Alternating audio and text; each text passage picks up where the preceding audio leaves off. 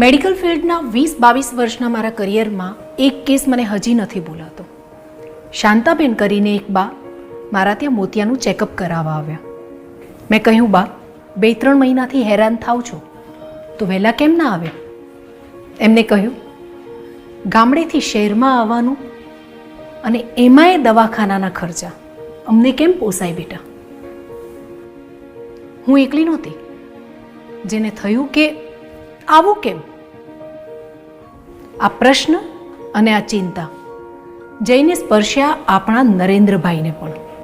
એમની જ લીડરશિપમાં તો રાજ્યના ખૂણે ખૂણે પથરાયા રસ્તાઓ અને ઇમરજન્સીમાં દોડમ દોડ આવતી થઈ 108 એમ્બ્યુલન્સ, હેલ્થ ઇન્ફ્રાસ્ટ્રક્ચરને ગ્રાસરૂટ સુધી વિસ્તારવામાં આવ્યું અને મેડિકલ કોલેજો પણ વધી. અત્યાધુનિક ટેકનોલોજી અને ઇક્વિપમેન્ટ્સથી સજ્જ ફેસિલિટીઝ સ્થાપવામાં આવી. સસ્તા ભાવે ગુણવત્તાયુક્ત દવાઓ મળતી થઈ. દેશભરમાં 10,000થી વધુ જન ઔષધિ કેન્દ્રો કાર્યરત થયા.